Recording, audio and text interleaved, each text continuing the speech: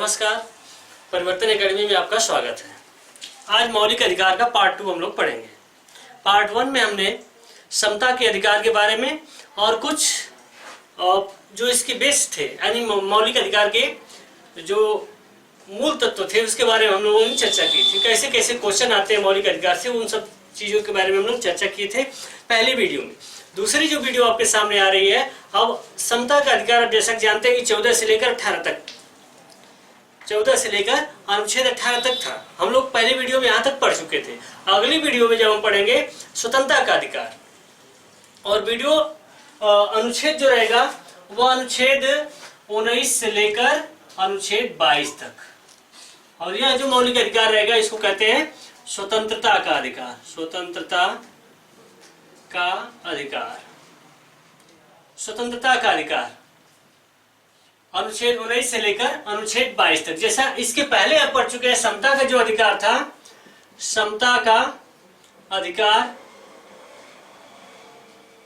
वह अनुच्छेद 14 से लेकर अनुच्छेद 18 तक था। आप कहेंगे कि 12-13 क्यों नहीं पढ़ाए, अनुच्छेद 12-13 क्यों नहीं, तो उसको भी हम बताएंगे एक जगह। अनुच्छेद 12-13, अनुच्छेद 31, अनुच्छेद 33, 34, 35 एक जगह पढ़ाएंगे, क्योंकि यहाँ पर आप जब छेवों को सीरियल से आप देखेंगे तो उसमें इन लोगों का नाम नहीं आएगा, इस अनुच्छेद का वर्णन नहीं मिलेगा, तब उसको हम पढ़ाएंगे उधर। तो इधर पहले लोग देखते हैं स्वतंत्रता के अधिकार को। समता का अधिकार पढ़ चुके हैं अनुच्छेद 14 में वित्त के समक्ष समता का अधिकार, अनुच्छेद 15 में धर्म आदि के आधार पर भेदभाव का निषेध, अनुच्छेद 16 में लोक नियोजन के क्षेत्र में समता का अधिकार, अनुच्छेद 17 में अस्पृश्यता उन्मूलन या छुआछूत का निषेध, अनुच्छेद 18 में उपाधियों का अंत। ठीक है, उपाधियों का अंत तक हम लोग पढ़ चुके हैं पहली वीडियो में। अब अगली वीडियो में देखेंगे अनुच्छेद 19 से अनुच्छेद 22 तक हम लोग पढ़ेंगे, और इसको कहते हैं स्वतंत्रता का अधिकार। इंपॉर्टेंट है, बहुत जरूरी है आपके व्यवहारिक जीवन के लिए भी और आपके एग्जाम के दृष्टि से भी यह बेहद जरूरी है। तो अनुच्छेद 19 हम लोग शुरू करते हैं। अनुच्छेद 19 से हम लोग शुरू करते हैं कि अनुच्छेद 19 में है क्या, इसको ध्यान से देखना है और खूब क्वेश्चन पूछता है। यहाँ से कई एग्जामिनेशन में देखा गया है, कई परीक्षाओं में देखा गया है कि इससे बहुत ज्यादा क्वेश्चन पूछा है 19 से, और 19 व्यवहारिक जीवन में भी आपके बहुत काम आता है। कहीं पर भी आप 19 का और 21 का वर्णन कर देंगे तो आप जान जाएंगे कि मैक्सिमम अधिकार के बारे में आप जानते हैं, मतलब आप मैक्सिमम अधिकार के बारे में आप जानते हैं। 19 और 21 को मिलाकर लगभग पढ़ाया जाता है। तो 19 में हम देखते हैं 19 को कई भागों में बांटा गया है। ध्यान से पढ़िएगा, ध्यान सुनिएगा। 19 का 1 है, अनुच्छेद 19 का 1 है, 19 का 2 है, 19 का 3 है, 4 है, 5। ठीक है, यहाँ पर देखिएगा अनुच्छेद 19 के 5 अनुच्छेद भाग है। अब 19 1 के भी भाग है। ठीक है, अनुच्छेद 19 1 के, तो अनुच्छेद 19 1 का क है, अनुच्छेद 19 1 का ख, अनुच्छेद 19 1 का ग, घ, अंगा, च और छ। इतने अनुच्छेद। देखिए यहाँ पर दो तरह की बातें आप समझने की कोशिश करिएगा। यहाँ पर अगर कंफ्यूजन होगा तो फिर से आप ध्यान से पढ़िएगा, इसको फिर से हम समझा रहे हैं। यह अनुच्छेद 19 का 1 2 3 4 5 है, और यह अनुच्छेद 19 1 का है। 19 1 में कई भाग है। अनुच्छेद 19 1 का क, 19 1 का ख, 19 1 का ग, 19 1 का घ, 19 1 का अंगा, 19 1 का च और 19 1 का छ। ठीक है, इधर ध्यान नहीं देना है, आपको इधर ध्यान देना है। ठीक है, तो इसका भी महत्व है, तो हम बताएंगे इसको। अब ध्यान में देना कि अगर स्वतंत्रता का अधिकार दिया है, आपके संविधान में स्वतंत्रता का अधिकार दिया है, तो विभिन्न प्रकार की स्वतंत्रताएं अनुच्छेद 19 में निहित हैं। ठीक है, अनुच्छेद 19 में विभिन्न प्रकार की स्वतंत्रताएं निहित है। यहाँ पर आपको मिलेंगी विभिन्न प्रकार की स्वतंत्रताएं, कई प्रकार की स्वतंत्रताएं। अब पूछता है अनुच्छेद 19 1 क्या कहता है, 19 1 का क क्या कहता है, या अनुच्छेद 19 1 का घ क्या कहता है, या कहता है कि संघ बनाने का अधिकार किस अनुच्छेद में दिया गया है, या राजनीतिक पार्टियों को स्थापित करने का जो अधिकार है किस अनुच्छेद ने प्रदान किया है, या फिर रोजगार करने का भी अधिकार किस अनुच्छेद ने प्रदान किया है आपको। तो यह सब सारी बातें आपको मौलिक अधिकार के अनुच्छेद 19 1 क ख ग घ घ इस सब में मिलेगा।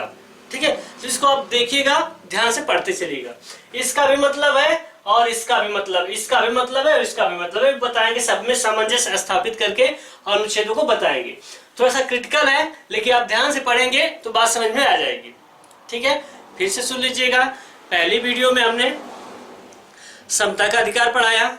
आप जानते हैं कि 6 प्रकार के मूल अधिकार है: समता का अधिकार, स्वतंत्रता का अधिकार, शोषण के विरुद्ध अधिकार, धार्मिक विकास का अधिकार जो भी है, और इसके बाद है शिक्षा एवं संस्कृति के विकास का अधिकार, और इसके बाद संवैधानिक उपचारों का अधिकार। तो 6 मौलिक अधिकारों में आप यह दूसरा मौलिक अधिकार पढ़ रहे हैं, स्वतंत्रता का अधिकार, और इसमें अनुच्छेद 19 से अनुच्छेद 22 तक हम लोग पढ़ेंगे। और इसमें हम 19 से शुरुआत किए हैं और 19(1) का क पढ़ेंगे। 19(1) का क क्या कहता है? वाक अभिव्यक्ति की स्वतंत्रता। एक एक पॉइंट देखना है। वाक अभिव्यक्ति की स्वतंत्रता, की स्वतंत्रता। वाक अभिव्यक्ति क्या होता है? वाक मतलब जानते हैं कि बोलना होता है। वाक मतलब बोलना, अभिव्यक्त करना, उसकी स्वतंत्रता होती है। और इसमें किसकी बातें आती है? आप कहीं भी अगर आप अपनी जगह हैं और अपने अधिकारों के लिए आप बोल सकते हैं। ठीक है, इसमें प्रेस की स्वतंत्रता भी आएगी। इसमें जितने भी, जहां पर भी आपके मौलिक अधिकारों को दबाया जा रहा है, वहां पर वाक अभिव्यक्ति की स्वतंत्रता आपको दी गई है। आपको बोलने से कोई नहीं रोक सकता, आप बोल सकते हैं, लेकिन इसकी एक सीमा है। अगर उस सीमा का आप उल्लंघन करेंगे तो आपको रोका जाएगा। संविधान में उसका भी प्रावधान है कि एक सीमा तक आप बोल सकते हैं, लेकिन एक सीमा से ज्यादा अगर आप बोलेंगे तो उसमें आपको रोका जा सकता है। आप कोई ऐसी भाषा का प्रयोग नहीं करेंगे जिससे देश की एकता और अखंडता को नुकसान पहुंचे, सांप्रदायिक दंगे हो जाए, या कोई ऐसा माहौल क्रिएट हो जाए जिससे अशांति पैदा हो जाए। तो उन सब भाषाओं का प्रयोग आप नहीं करेंगे, क्योंकि वो भी बोलने के अधिकार में ही शामिल है। ठीक है, इसी अधिकार के तहत आप अपनी कंपनी कोई लगाए हैं तो उसका ऐड भी कर सकते हैं। ऐड मतलब जो आप विज्ञापन देते हैं वह भी इसी के तहत आता है। अगर कभी क्वेश्चन पूछे, जो कंपनियां हैं अपना विज्ञापन करा सकती है, कौन सा अनुच्छेद? तो 19(1) का क, वह भी आएगा। प्रेस मतलब आप समझ रहे हैं, जो न्यूज है, समाचार है, वो अखबार के माध्यम से हो या मीडिया के माध्यम से, यानी इलेक्ट्रॉनिक मीडिया के माध्यम से हो, जो है सारी स्वतंत्रताएं आपको दी गई हैं अनुच्छेद 19(1) के क्रम में। लेकिन अगर आप स्वतंत्रताओं का उल्लंघन, इन चीजों का उल्लंघन करते हैं, ऐसी बात कोई बोल देते हैं जिससे शांति भंग हो जाती है, तो उस पर आपको अनुच्छेद 19 का 2 रोकेगा। इस पर प्रतिबंध कौन लगाएगा? 19 का 2 लगाएगा। किस पर? 19(1) के क पर। कोई ऐसी भाषा का अगर आप प्रयोग कर रहे हैं जिससे देश की एकता और अखंडता को नुकसान पहुंच रहा है, तो यहां पर 19 का 2 प्रतिबंध लगाएगा। ठीक है, अब देखिएगा ख क्या कहता है। अनुच्छेद 19 का ख क्या कहता है? 19(1) का ख क्या कहता है कि निरायुद्ध सम्मेलन, निरायुद्ध सम्मेलन का अधिकार, सम्मेलन का अधिकार। निरायुद्ध का मतलब होता है बिना अस्त्र शस्त्र के आप कोई भी सम्मेलन कर सकते हैं। कहीं भी आप धरना प्रदर्शन कर सकते हैं। धरना प्रदर्शन करने का आपको अधिकार दिया है कौन सा अनुच्छेद? 19(1) का ख। 19(1) का ख आपको धरना प्रदर्शन करने का भी अधिकार प्रदान किया है। यानी वह धरना कैसे? निरायुद्ध, यानी बिना अस्त्र शस्त्र के, बिना किसी हथियार के जिससे आप किसी को नुकसान पहुंचा सकते हैं, उस अस्त्र शस्त्र के बिना आप सम्मेलन कर सकते हैं। लेकिन कोई ऐसा सम्मेलन नहीं करेंगे जो देश के खिलाफ हो, देश के विरुद्ध हो। ठीक है, अगर ऐसा आप सम्मेलन करते हैं तो आपको 19 का 3 रोकेगा। यानी 19(1) के ख पर कौन प्रतिबंध लगा रहा है? 19 का 3 लगा रहा है।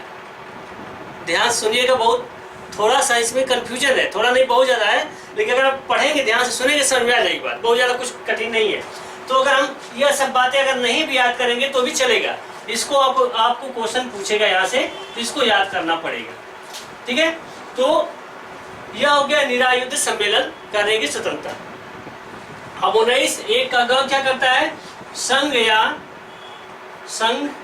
या समूह बनाने की स्वतंत्रता। समूह बनाने की स्वतंत्रता।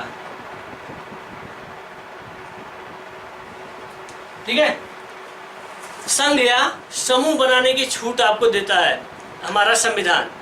आपको कहता है कि आप कोई संघ या समूह बना सकते हैं। जैसे आप देखे होंगे मजदूर संघ, ठीक है, मजदूर संघ, किसान यूनियन संघ, तो बहुत सारे देखेंगे जो कंपनियों में है, कंपनियों में देखेंगे वहां पर भी एक संघ बन जाता है, छात्र संघ भी बन जाता है, अलग अलग जाति धर्म के लोग हैं वो लोग भी संघ बनाते हैं, उस पर किसी का रोक नहीं होता है। वह बनाने के लिए संविधान आपको अनुमति देता है, उसके लिए कोई रोक टोक नहीं है। लेकिन कोई ऐसा संघ या समूह नहीं बनाएंगे जो देश विरोधी गतिविधियों में लिप्त हो। ठीक है, कोई ऐसा संघ या समूह नहीं बनाएंगे जो देश विरोधी गतिविधियों में लिप्त हो। अगर ऐसा बनाएंगे तो 19(1) के ग पर 19 का 4 रोक लगाएगा। ठीक है, 19(1) के ग पर 19 का 4 रोक लगाएगा। 19 का 4 जो है 19 के 1 के ग पर रोक लगाएगा, यानी संघ बनाने की भी स्वतंत्रता आपको दी गई है। अब देखिए भ्रमण की स्वतंत्रता। भ्रमण की स्वतंत्रता यानी भारत राज्य क्षेत्र में आप कहीं भी भ्रमण करने के लिए स्वतंत्र हैं। ठीक है, लेकिन कुछ जगह ऐसी हैं जहां पर आपको भ्रमण करने की स्वतंत्रता नहीं है, जहां पर आप भ्रमण करने के लिए स्वतंत्र नहीं है। जैसे कुछ अनुसूचित जनजातियां होती हैं जिनका जीवन अपने कल्चर को संरक्षित करने में ही बीत जाता है, यानी भले से भूख लगी हो, कपड़ा ना हो, बहुत सारे अभाव में जीवन जीते हो, लेकिन अगर उनके संस्कृति के साथ कोई छेड़छाड़ करता है तो वह किसी हद तक जाने के लिए तैयार हो जाते हैं। तो वैसे जगह पर आपको भ्रमण करने की स्वतंत्रता नहीं है। रेलवे ट्रैक पर आप नहीं घूम सकते, कहीं ऐसी जगह नहीं जा सकते जिससे आपके प्राण एवं दैहिक स्वतंत्रता 21 में भी है और 19 में भी। तो हर जगह आप घूमने के लिए बाद मतलब स्वतंत्र नहीं है। तो कई ऐसी जनजातियां जैसे आप देखेंगे अंडमान निकोबार में बहुत सी जनजातियां जैसे जारवा है, सेंट्रिल है, तो ये जनजातियां जो है वहाँ पर अभी भी इनकी जनगणना के लिए भी बड़ी मशक्कत करनी पड़ती है सरकार को। यानी सामान्य लोग जैसे आप नागरिक हैं, ऐसे लोगों को वो लोग देख के दूर भागते हैं। हो सकता है कि अपने अस्त्र शस्त्र जो भी तीर कमान से आपके ऊपर हमला भी कर सकते हैं। तो वहाँ पर जाने के लिए बड़ी सावधानी बरतनी पड़ती है और वहाँ पर आपको फ्री होकर घूमने की स्वतंत्रता नहीं है। तो कभी कभी जनगणना करने के लिए भी यह लोग क्या करते हैं, ये जानते हैं कि जो अंडमान निकोबार है वह द्वीप छोटा छोटा द्वीप है, और वह द्वीप का मतलब होता है एक टीला होता है और चारों तरफ पानी से घिरा होता है।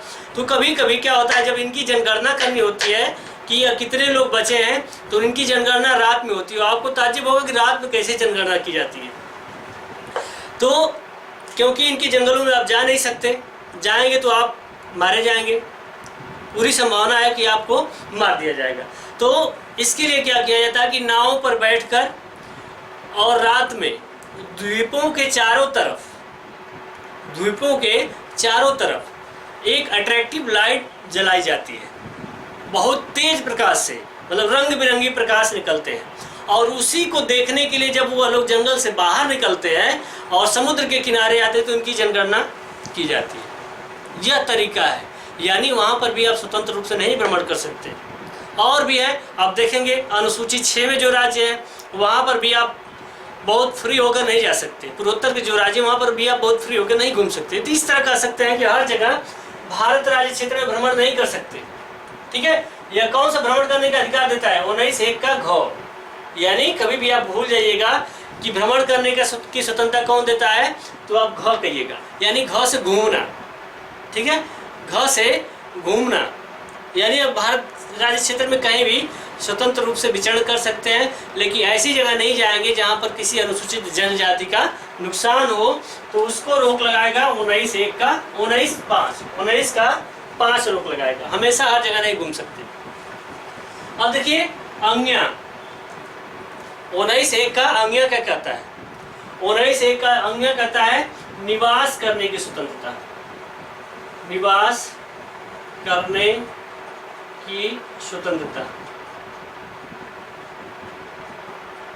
आप भारत राज्य क्षेत्र में कहीं भी निवास कर सकते हैं, यह अभी आपको स्वतंत्रता 19 का ही देता है और 19(1) का आज्ञा देता है। अगर देखिएगा, अगर कहीं क ख ग नहीं दिया तो इस तरह दिया रहेगा ABCDEF, इस तरह करके दिया रहेगा। तो उसमें आप ध्यान रखिएगा, D है घ, E है आज्ञा और F है, उसके बाद G है, इस तरह छोटा स्मॉल में लिखा रहेगा। ठीक है, तो यह लिखा रहे चाहे यह लिखा रहे, एक ही बात है। तो 19(1) का आज्ञा क्या कहता है? निवास बनाने की स्वतंत्रता। आप भारत राज्य क्षेत्र में कहीं भी निवास बना सकते हैं, यानी कहीं भी रह सकते हैं, इसके लिए कोई रोक टोक नहीं है। लेकिन वही कंडीशन यहाँ पर भी लागू होती है, वहाँ पर निवास आप नहीं बनाएंगे। जो अनुसूचित जनजाति क्षेत्र है वहाँ पर आपको स्वतंत्र रूप से निवास करने का अधिकार नहीं होगा। इसको भी रोक लगाएगा 19 का 5 ही, तो हर जगह आप निवास नहीं कर सकते। अब देखिए इंटरेस्टिंग पॉइंट है 19(1) का च, और 19(1) के च में संपत्ति के अधिकार की बात की गई थी, संपत्ति के अधिकार की बात की गई थी। अब जानते हैं कि इसी अधिकार को हटाया गया है।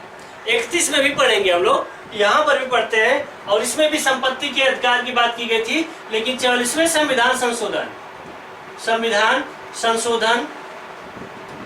1978 के द्वारा इसको निरसित कर दिया गया, खाली कर दिया गया। तो यह क्या है? च क्या है? खाली है, यानी यह निरसित है। ठीक है, किस संविधान संशोधन के द्वारा? 44वें संविधान संशोधन के द्वारा यह क्या किया गया है? निरसित कर दिया गया, खाली कर दिया गया। ठीक है, अब 19 का 6, 19(1) का 6, छाता 6, और छाता 6 किसकी बात कर रहा है? और रोजगार की स्वतंत्रता, रोजगार की स्वतंत्रता। 19(1) का 6 कहता है कि भारत में रहने वाला प्रत्येक व्यक्ति की नागरिक 15, 16, 19, 29, 30 यह किसके लिए है? भारतीयों के लिए। तो इसमें कहा गया है भारत में रहने वाला प्रत्येक नागरिक रोजगार पाने का अधिकारी होगा, यानी अगर वह योग्यता धारित है तो उसको रोजगार देने का कार्य सरकार करेगी, यह उसका मौलिक अधिकार है। ठीक है, अगर नहीं दे पाती है तो उसके लिए भत्ते की भी व्यवस्था की जाती है। लेकिन हमारे यहाँ दुर्भाग्य से ऐसा कुछ भी नहीं है। लेकिन बहुत से फॉरेन कंट्रियाँ हैं जहाँ पर अगर आपने जो भी योग्यता धारण किया है, अगर आपको रोजगार नहीं मिला है तो उतने वेतन के रूप में आपको भत्ता, मतलब वेतन तो नहीं दिया जाता है, आपको बेरोजगारी भत्ता दिया जाता है सरकार के द्वारा। हम लोग यहाँ की ऐसी व्यवस्था नहीं है, हम लोग भी उसी लायक हैं, कर सकते हैं। तो रोजगार की स्वतंत्रता कौन देता है? 19(1) का 6, छाता 6, इसमें रोजगार की स्वतंत्रता दी गई। इस पर भी प्रतिबंध लगाएगा, इस पर भी रोक लगाया जाएगा, और रोजगार ऐसा कुछ नहीं करेंगे जो मानव हित के विरुद्ध हो। आप कुछ ऐसे मादक द्रव्य नहीं बेचना शुरू कर देंगे, साइकिल पर रख के कि चलिए भैया आप यह फला मादक द्रव्य ले लीजिए, ऐसा तो रोजगार करेंगे तो आपके ऊपर रोक लगाएगी सरकार, आपको जेल में डाल देगी। ठीक है, तो रोजगार कर सकते हैं। देखिए इसी अनुच्छेद के अनुसार सड़कों के किनारे रेहड़ी, ठेला, खोमचा जो भी है वो लगाकर रोजगार करने का अधिकार दिया गया है। लेकिन ऐसा नहीं करेंगे कि अगर आप ठेला लगा रहे हैं तो रोड के बीचों बीच लगा देंगे, या रोड के बिल्कुल किनारे लगा देंगे, दोनों तरफ से ठेला लगा लीजिए, रोड जाम हो गया तो वहाँ पर पुलिस डंडा लेकर आती है तो आप कहेंगे कि हमारा अधिकार है, तो वहाँ पर आप गलत हैं। आपको अधिकार दिया गया है ठेला से, रेहड़ी से, खोमचे से, लेकिन कुछ ऐसी जगह मत जाकर अपने ठेला को, अपने रोजगार को लगा लीजिए जहाँ पर परेशानी हो, तो वहाँ पर अगर आप करते हैं तो वहाँ पर रोक लगाइए। यह 19 है। ठीक है, समझ लीजिएगा स्वतंत्रता का जो अधिकार है वह 19 में विभिन्न प्रकार की स्वतंत्रताएं दी गई है। वहाँ का व्यक्ति की स्वतंत्रता 19(1) के क में, निरायुध सम्मेलन की स्वतंत्रता 19(1) के ख में, संघ या समूह बनाने की स्वतंत्रता 19(1) के ग में, भ्रमण करने की स्वतंत्रता 19(1) के घ में, निवास की स्वतंत्रता 19(1) के अंगा में, 19(1) का 6 निश्चित है, इसमें संपत्ति का अधिकार था। 19(1) का 6 जो है इसमें क्या है, रोजगार की स्वतंत्रता दी गई है। इसको आप पढ़िएगा। क्वेश्चन कैसे पूछता है कि रोजगार की स्वतंत्रता कौन सा अनुच्छेद प्रदान करता है, तो आप इस तरह देखिए, वहां पर दिया रहेगा 19 का 6, तो गलत हो जाएगा। 19(1) का 6 रहेगा तब जाकर सही होगा, ठीक है। तो 19 का 6 अगर दे देता है तो यह गलत हो जाएगा, बीच में जब तक ए न जोड़े। तो 19(1) का 6 आपको रोजगार की स्वतंत्रता देता है। या इस तरह कहेगा 19(1) का ग क्या कहता है, इसमें किस बात का उल्लेख किया गया है, तो यहाँ पर संघ या समूह बनाने की स्वतंत्रता की बात की गई है, ठीक है। निरायुध सम्मेलन की बात किसमें, 19(1) के ख में। तो इसको इस तरह आपको याद करना पड़ेगा, अलग अलग तोड़ के।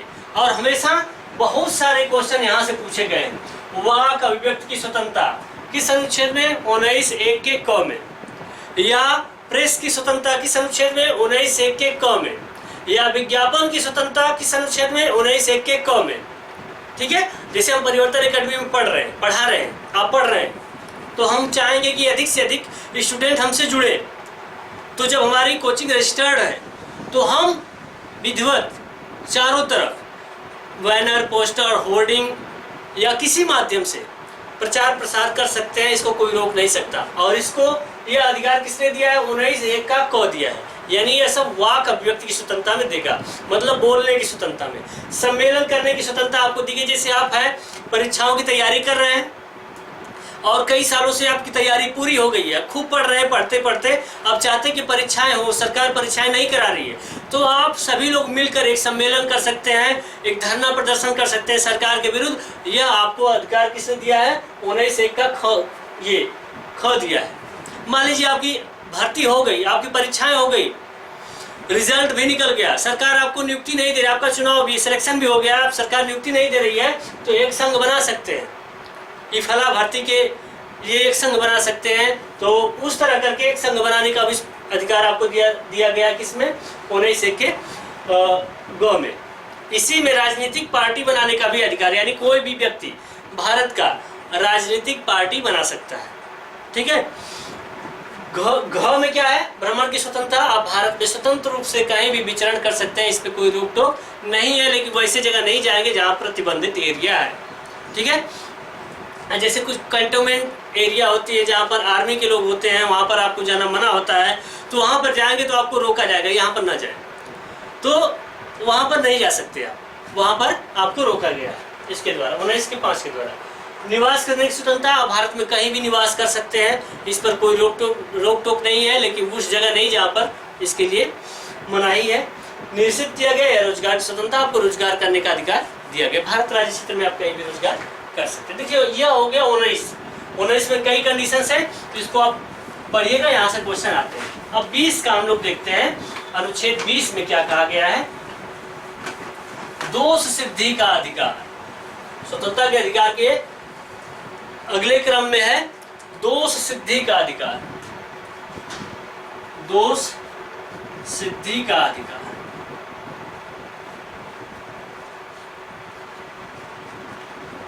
यानी अपने दोष को सिद्ध करेंगे इसके तहत, और यह अनुच्छेद 20 में है।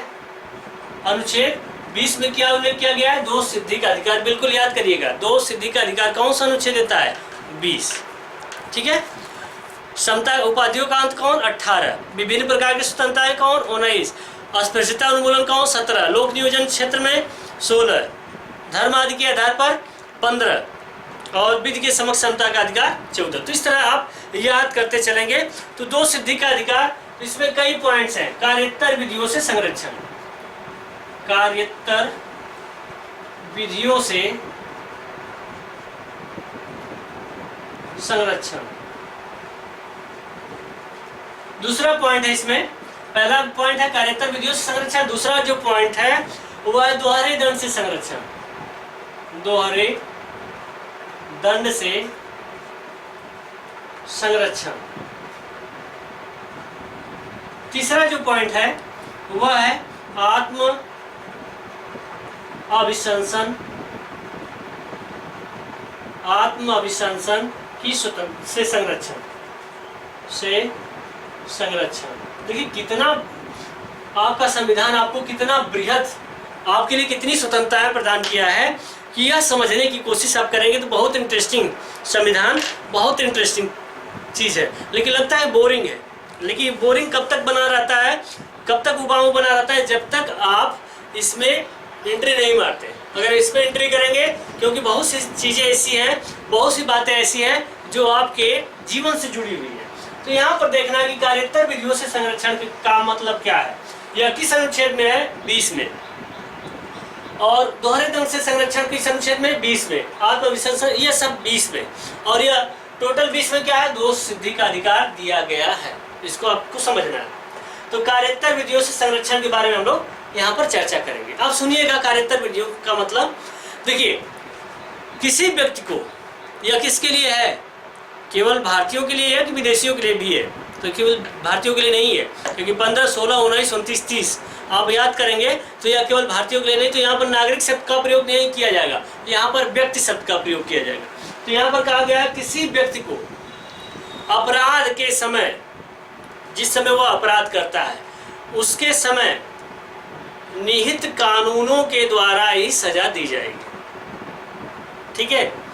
जैसे कोई व्यक्ति कोई अपराध आज करता है और इस अपराध के लिए 5 साल बाद कोई दूसरा कानून बन गया, तो जब 5 साल के बाद इनको सजा सुनाई जाएगी, तो अब जानते हैं कि यह प्रक्रिया लंबी चलती है, सुनवाई चलती है। तो 5 साल के बाद अगर आपको सजा सुनाई जाएगी तो आपको जिस तारीख को आपने अपराध किया है उस डेट में जो उस अपराध के लिए जो कानून है उसी के तहत आपको सजा दी जाएगी। यानी जो अपराध आप जिस समय कर किए हैं उस समय जो विहित कानून है उसी के द्वारा आपको सजा दी जाएगी, न कि नए कानून के द्वारा सजा दी जाएगी। ठीक है? यह बात हो गई। दोहरे दंड से संरक्षण। दोहरे दंड से संरक्षण का मतलब होता है कि एक अपराध के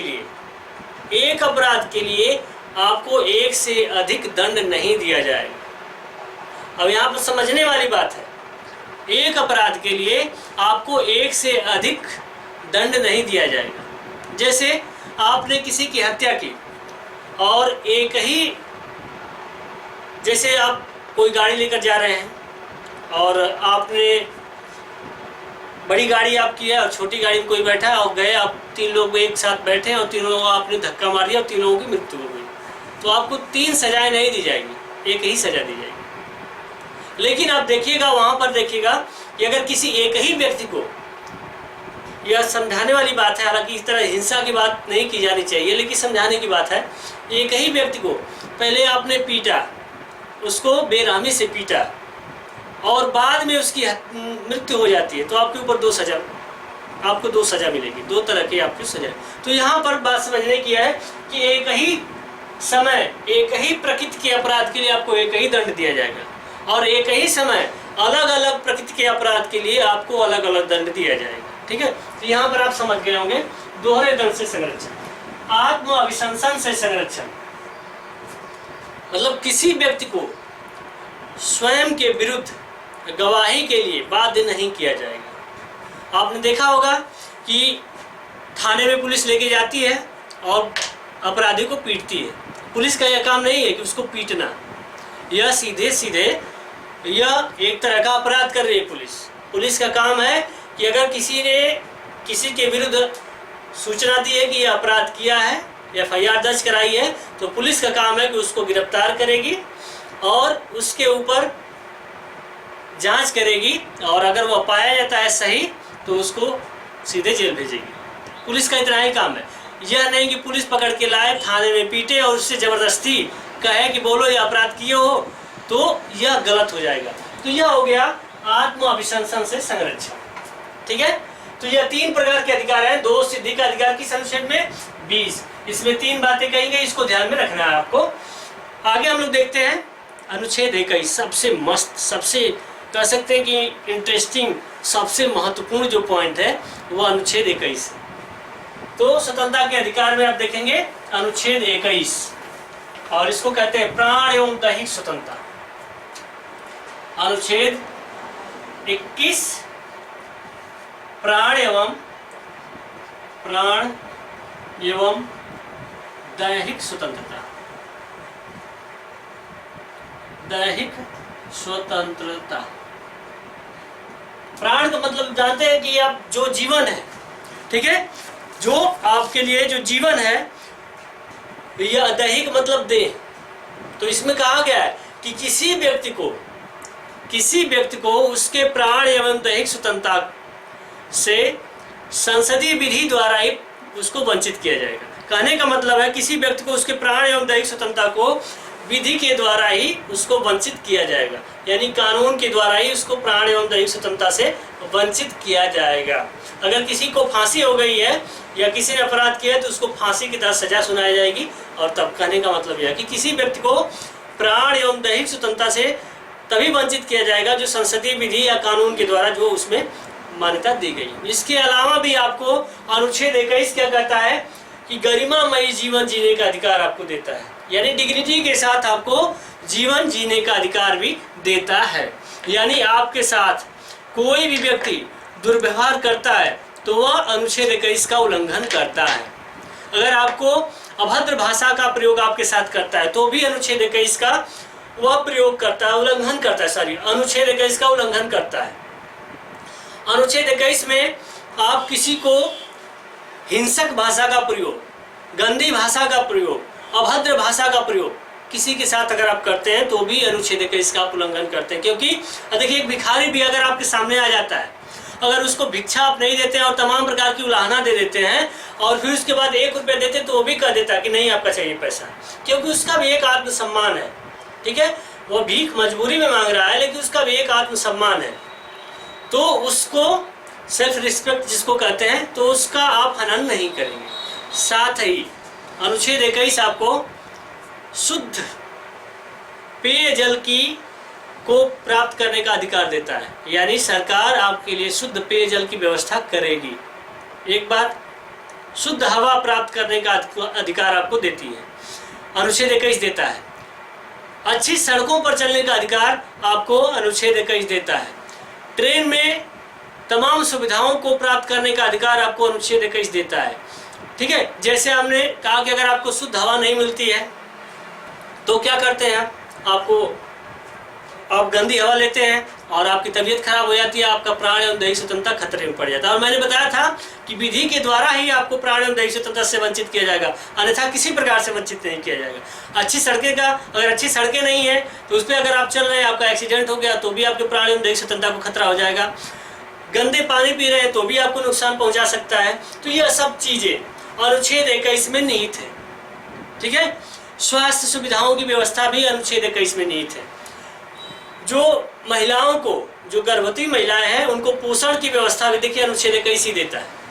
जब वो गर्भवती है तो उनको विभिन्न प्रकार के पोषक तत्वों की जरूरत पड़ती है तो सरकार मुहैया कराती है, ठीक है। आयरन की गोलियां दी जाती है, समय समय पर उसकी जांच की जाती है। तो ये सब सारी चीजें अनुच्छेद 21। तो अनुच्छेद 21 एक बृहद वस्तु है, इसको समझना है। इसमें आपको भ्रमण करने की भी स्वतंत्रता दी गई है, ठीक है। मेनका गांधी बनाम भारत संघ का एक वाद आया था, उसमें भी कहीं भी भारत में तो आप घूमेंगे ही, भारत के बाहर भी आपको भ्रमण करने की स्वतंत्रता प्रदान की गई है।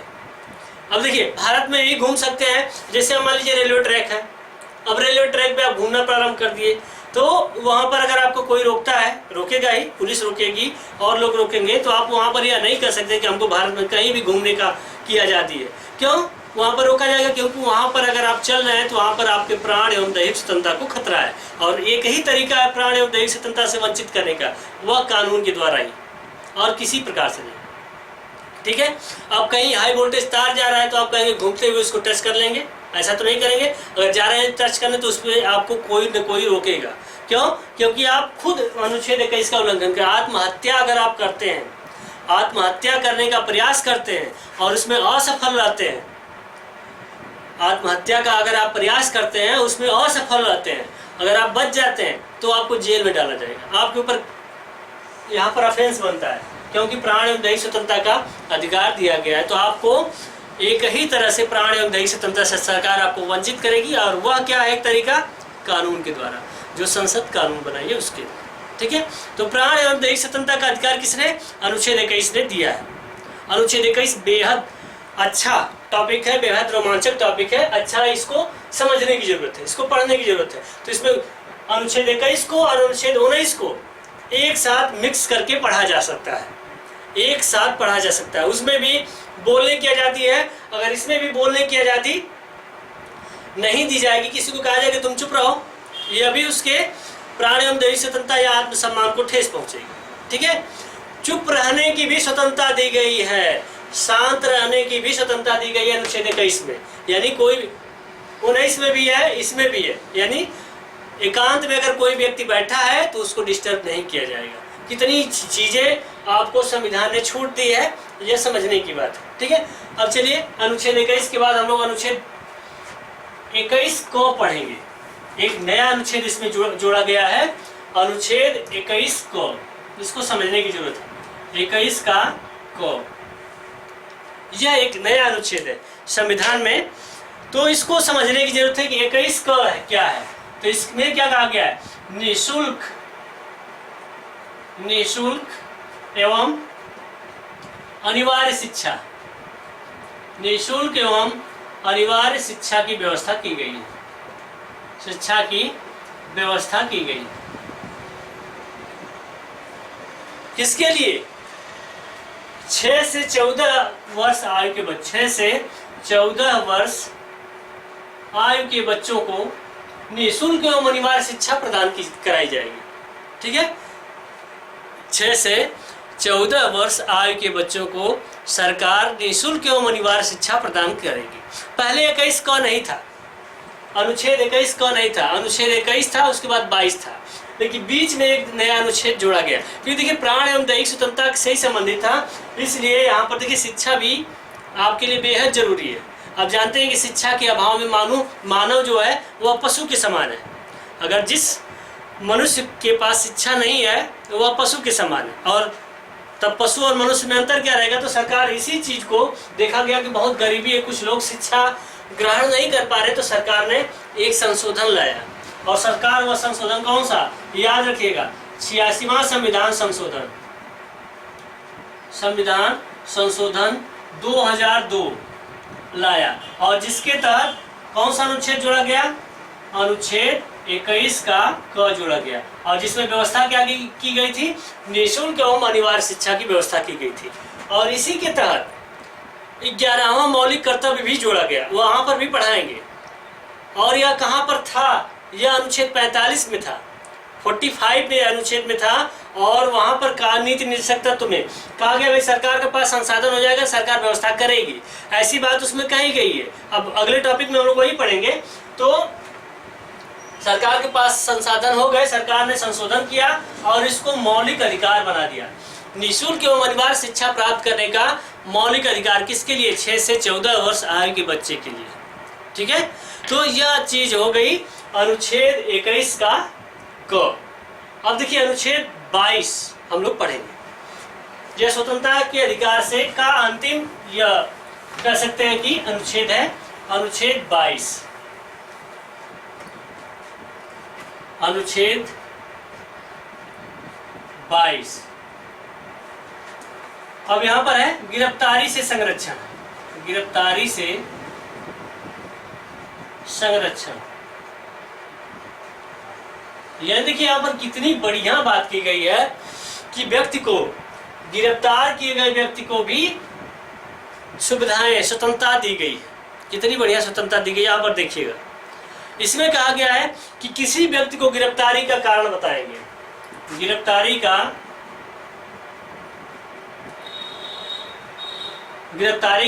कारण बताएंगे।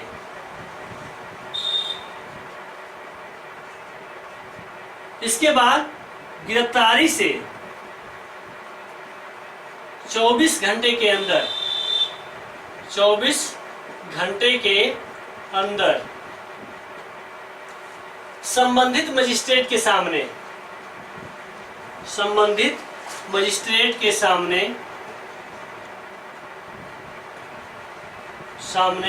उपस्थित करना होगा। तीसरी बात की गई है बचाव के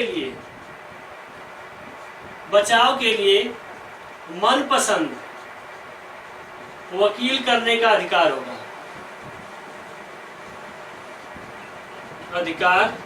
होगा। देखिए कितनी बात कही गई है, एक गिरफ्तार किए गए व्यक्ति को कितनी सुविधाएं दी जा रही है।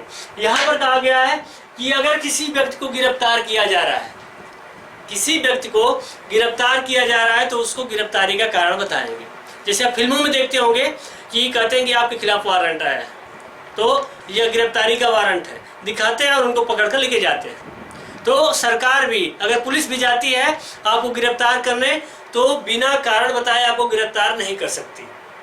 पुलिस कहेगी कि आपको इस कारण हम गिरफ्तार कर रहे हैं, तो बिना कारण बताए गिरफ्तारी नहीं करेगी। ठीक है, तो ये पॉइंट ये हो गया। दूसरा पॉइंट हो गया कि गिरफ्तारी के 24 घंटे के, देखिए एक चीज यहाँ पर फिर से आप सुन लीजिएगा, गिरफ्तारी का कारण पुलिस बताएगी, लेकिन अगर आप आतंकवादी गतिविधियों में लिप्त हैं, ठीक है, तो वहां पर गिरफ्तारी का कारण नहीं बताया जाएगा। वहां पर सीधे आपको जहां से पाया जाएगा वहां से उठा लिया जाएगा, तो वहां पर कारण नहीं बताया जाएगा। तो यहाँ पर गिरफ्तारी का कारण बताएंगे सामान्य परिस्थितियों में। ठीक है, इसके बाद गिरफ्तारी के 24 घंटे के अंदर मजिस्ट्रेट के सामने उपस्थित करना होगा, लेकिन यात्रा समय छोड़कर। 24 घंटे यानी आपने कोई अपराध किया और मुंबई निकल लिए, तो मुंबई में अगर आप पकड़े गए तो वहां से आने में 24 घंटे से ज़्यादा समय लग जाएगा। तो जितना समय गिरफ्तार हुए तब से और मजिस्ट्रेट के सामने आए तब तक, उसमें से जितना समय लगता है मुंबई से यहाँ आने में उतना समय निकाला जाएगा, उसके बाद उस समय को जोड़ा जाएगा। तो यात्रा समय छोड़कर 24 घंटे के अंदर संबंधित मजिस्ट्रेट के सामने अपराधी को उपस्थित किया जाएगा। तो कभी क्वेश्चन आपसे पूछे कि गिरफ्तारी के कितने समय तक मजिस्ट्रेट के सामने उपस्थित करना होगा? 24 घंटे में। ठीक है, मजिस्ट्रेट के सामने उपस्थित करना होगा। बचाव के लिए मनपसंद वकील करने का भी अधिकार होगा। अगर कोई अपराध किए हैं आप, तो अपने बचाव के लिए, अपनी बातें रखने के लिए अपने मनपसंद वकील करने का आपको अधिकार दिया जाएगा। तो पहली बात, गिरफ्तारी से संरक्षण में कहा गया है कि गिरफ्तारी का कारण बताएंगे, 24 घंटे के अंदर संबंधित मजिस्ट्रेट के सामने उपस्थित करेंगे। ठीक है, यहाँ सामान्य परिस्थितियाँ हैं, लेकिन अगर विशेष परिस्थितियों में अगर आपको ATS वाले पकड़ लिए तो वहाँ पर जरूरी नहीं है कि 24 घंटे के अंदर आपको उपस्थित करें, लेकिन 3 महीने तक अपने कस्टडी में रख सकते हैं पूछताछ के लिए। 3 महीने, इसके बाद नहीं, 3 महीने के अंदर उसको मजिस्ट्रेट के सामने उपस्थित किया जाएगा कई कंडीशन है, तो वह विषम कंडीशन में। यहाँ पर भी बचाव के लिए मनपसंद वकील करने का अधिकार होगा। ठीक है, जैसे आप कसाब का उदाहरण ले लीजिए, अजमल कसाब जो मुंबई हमले में अपराधी था, वह पाकिस्तान से आया था, तो उसको अगर गिरफ्तार करेंगे तो हम गिरफ्तारी का कारण नहीं बताएंगे। ठीक है, उसको ले लीजिए, सीधे वहाँ पर हम लोग चलते हैं। उसको 24 घंटे के अंदर मजिस्ट्रेट के सामने उपस्थित भी नहीं करेंगे, लेकिन 3 महीने के अंदर उसको उपस्थित कर देंगे। 3 महीने से ज़्यादा नहीं होना चाहिए, लेकिन उसको मनपसंद वकील करने का अधिकार होगा, उसको भी यहाँ पर अधिकार दिया गया। तो यह स्वतंत्रता का अधिकार आपको बताया गया। अब शोषण के विरुद्ध अधिकार की बात करेंगे, बस इसको पढ़ लेते हैं और शेष अगली वीडियो में हम लोग ऐड कर लेंगे। 3 पार्ट में पढ़ाना ही पड़ेगा क्योंकि मौलिक अधिकार ज्यादा है। ठीक है, यह हो गया स्वतंत्रता का अधिकार, स्वतंत्रता का अधिकार। अब मौलिक अधिकार में देखिएगा, अगला जो मौलिक अधिकार है तीसरा, शोषण के विरुद्ध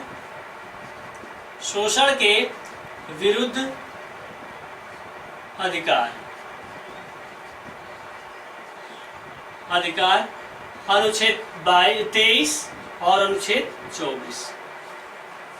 ठीक है, अनुच्छेद 22 और 23 और अनुच्छेद 24 में शोषण के विरुद्ध अधिकार की बात की गई है। यानी किसी भी व्यक्ति को शोषित नहीं किया जा सकता, उसका शोषण नहीं किया जा सकता। अगर वह हमारे यहाँ कोई काम कर रहा है तो उसका उचित वेतन उसको मिलना चाहिए। साथ ही और सारी बातें, यानी उसके आत्मसम्मान का और उसके खान पान का भी ध्यान रखना आपकी जिम्मेवारी बनती है।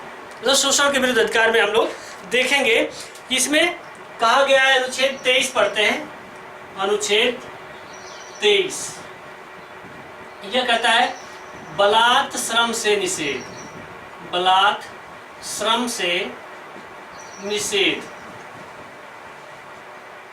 बलात् मतलब होता है जबरदस्ती, ठीक है। किसी भी व्यक्ति को आप जबरदस्ती काम पर नहीं रख सकते। आप कोई भी व्यक्ति हो उसको जबरदस्ती, आप व्यक्ति की बात कर रहे हैं तो इसका मतलब यह नहीं कि केवल भारत का, वह विदेश का भी हो तो उसको जबरदस्ती उससे काम नहीं लिया जा सकता, ठीक है। तो इसमें कहा गया है कि मानव का क्रय विक्रय, मानव के क्रय विक्रय पर रोक।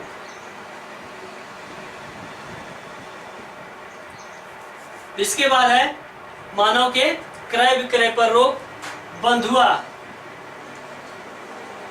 बंधुआ मजदूरी पर रोक या निषेध। इसके बाद दास प्रथा का निषेध किया गया है, ठीक है। तो यह चीजें हैं। पहले क्या होता था, मनुष्यों को पशुओं के समान खरीदा जाता था और उसको बेचा जाता था, तो वह प्रणाली नहीं है। अब यह व्यवस्थाएं समाप्त कर दी गई किस अनुच्छेद के अनुसार, 23 के अनुसार, क्योंकि जबरदस्ती किसी से कार्य नहीं कराया जाएगा, किसी को बंधुआ मजदूरी के रूप में नहीं रखा जाएगा। देखिए पहले क्या होता था कि अभी भी है कि बहुत से लोग गरीब हैं, उनको अपना खर्च चलाने के लिए उनके पास पैसा नहीं है, तो वह किसी साहूकार से पैसा ले लेते हैं और फिर वह पैसा न देने की परिस्थिति में रहते हैं और वह व्यक्ति उसका शोषण करता रहता है, कहता है ये फला करो, यह कार्य करो, जब तक पैसा नहीं देते हो तब तक तुम्हारी छुट्टी नहीं। तो यह तरीका जो होता है यह गलत होता है, अनुच्छेद 23 इस पर रोक लगाता है। दास प्रथा, पहले लोग क्या करते थे कि दास के रूप में लोगों को खरीदते थे और जब तक वह मरता नहीं था तब तक उससे कार्य कराते थे, तो यह दास प्रथा की बात की गई है। यह कौन सा अनुच्छेद, 23, और 23 किस पर रोक लगाता है, बलात् श्रम पर रोक लगाता है, ठीक है। किसी के साथ बेगारी करते हैं, बेगार जानते हैं, बिना मजदूरी दिए किसी से कार्य नहीं कराएंगे, तो बेगार जो होता है वह कार्य भी आप नहीं कराएंगे, तो यह अनुच्छेद 23 कहता है, ठीक है। तो आप समझ गए होंगे अनुच्छेद 23 किस पे रोक लगाता है, बलात् श्रम पर, ठीक है। और अनुच्छेद 24 लास्ट वाला है, शोषण के विरुद्ध अधिकार में 2 ही अनुच्छेद है, 24 अनुच्छेद 24, और इसको कहा गया बाल श्रम निषेध। बाल श्रम निषेध, बाल श्रम का मतलब ये जो छोटे बच्चे होते हैं उनसे कार्य नहीं लिया जाएगा, उनके सुकुमार अवस्था का दोहन नहीं किया जाएगा, क्योंकि उनके बचपन में उनको खेलना उनके लिए बेहद जरूरी है, घूमना खेलना एंजॉय करना, उसको आप नहीं छीन सकते।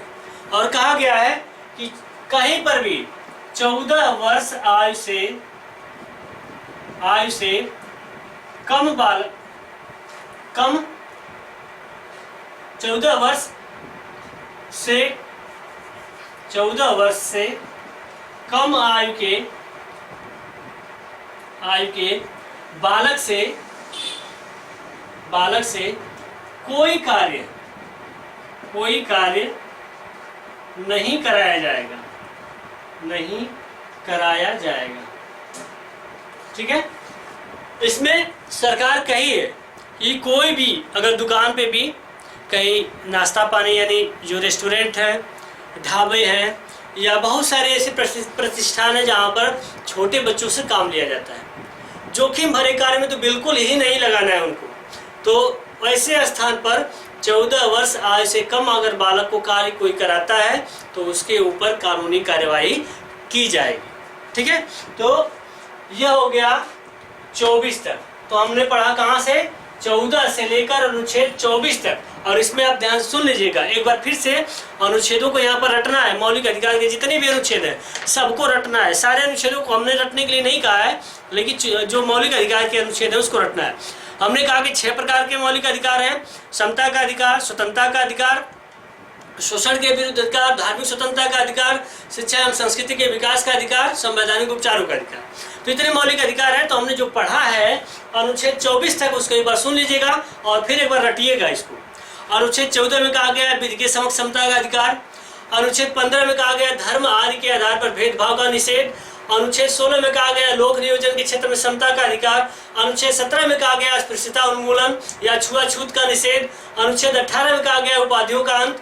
अनुच्छेद 19 में विभिन्न प्रकार की स्वतंत्रताएं हैं और 19(1) के क में वाकव्य की स्वतंत्रता, ख में निरायुध सम्मेलन की स्वतंत्रता, ग में समूह या संघ बनाने की स्वतंत्रता, घ में भ्रमण करने की स्वतंत्रता, अंगा में निवास करने की स्वतंत्रता, च निश्चित किया गया 44वें संविधान संशोधन के द्वारा, छ में रोजगार की स्वतंत्रता। यह हो गई 19।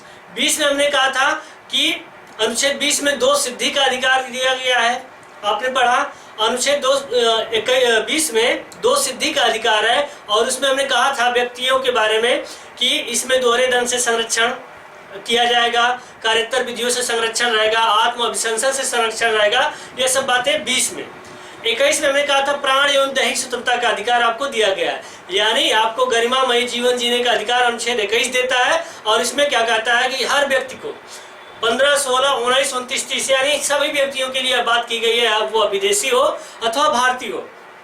तो अनुच्छेद 21 में प्राण एवं दैहिक स्वतंत्रता के यानी विधि के द्वारा, कानून के द्वारा, जो संसद द्वारा बनाई गई उसी के द्वारा ही आपको आपके प्राण एवं दैहिक स्वतंत्रता से वंचित किया जाएगा, अन्यथा किसी भी प्रकार से आपको प्राण एवं दैहिक स्वतंत्रता से वंचित नहीं किया जाएगा। देखिए अभी बहुत से लोग मांग कर रहे हैं इच्छा मृत्यु की, लेकिन वहां पर भी अभी बात नहीं बन पाई है। इच्छा मृत्यु लोग बहुत से रोगों से ग्रसित है, अभी उस पर भी बात नहीं बन पाई है, कानून नहीं बन पाया, तो इच्छा मृत्यु की भी बात नहीं की गई है। तो 21 में कानून जो बनाएगा उसी के द्वारा आपको प्राण एवं दैहिक स्वतंत्रता से वंचित किया जाएगा।